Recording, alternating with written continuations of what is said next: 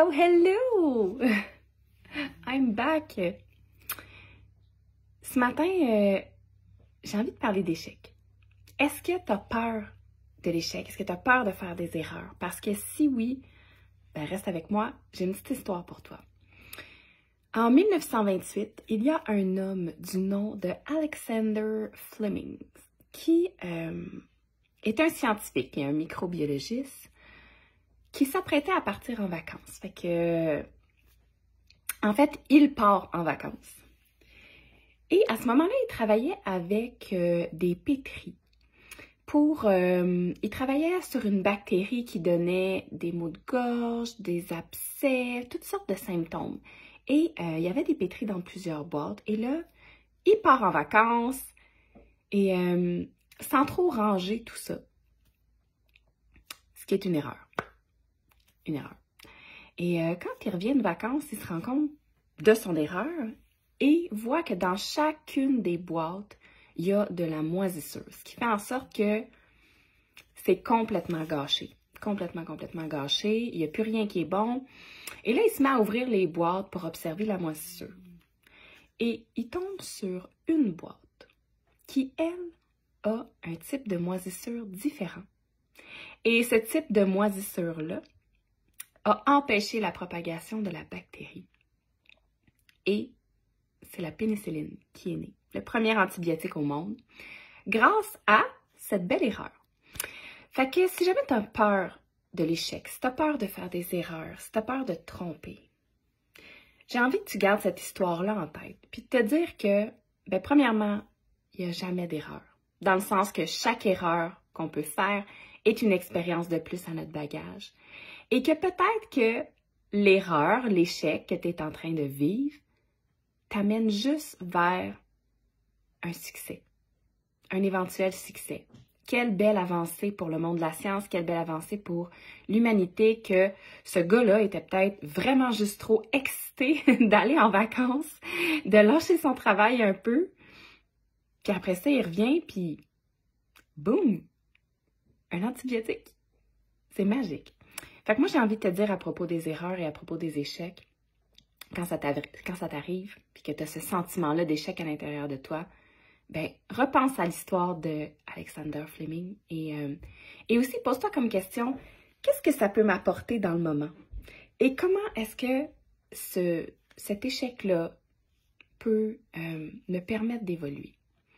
Donc, c'est ma petite réflexion du matin pour ceux et celles qui ont peur de se tromper.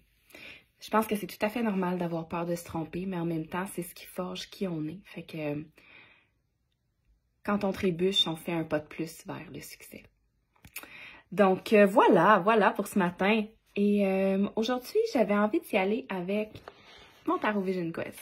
Revenir avec lui. On va voir qu'est-ce qu'il va nous dire en ce vendredi.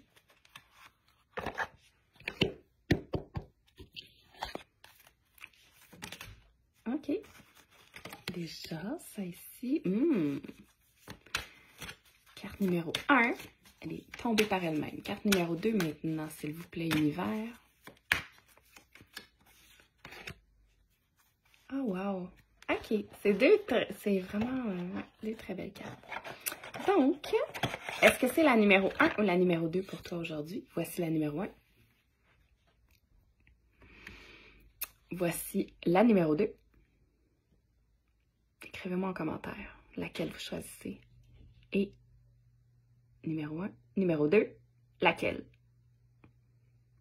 Donc, pour celles qui ont choisi la carte numéro 1, c'est la carte de la fille de l'air, libération de soi.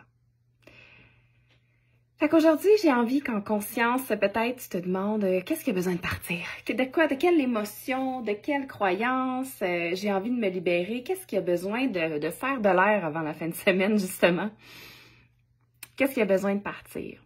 Parce qu'il y a peut-être quelque chose en ce moment qui pèse lourd ou qui t'empêche d'être qui tu devrais être, qui tu as envie d'être.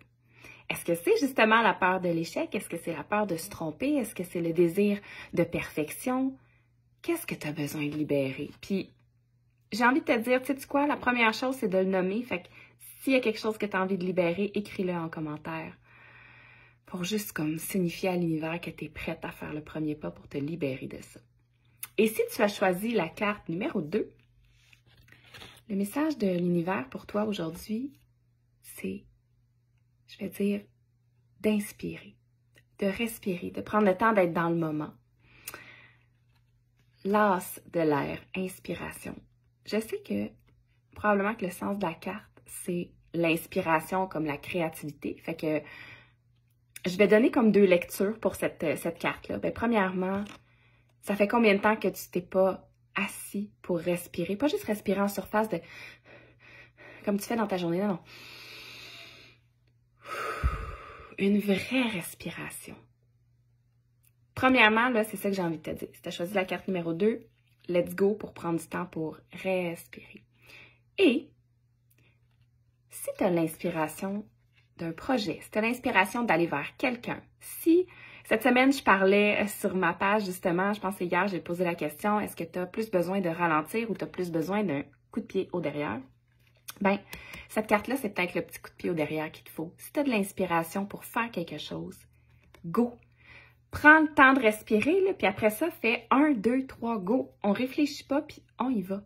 On y va. Si c'est à ça que tu as pensé, si c'est ça que tu as envie de faire, ben voici ton coup de pied aux fesses ce matin. Voici à la fois ton coup de pied aux fesses et ton besoin de ralentir. Fait que pour celles qui avaient aussi besoin des 2, me voilà avec les 2.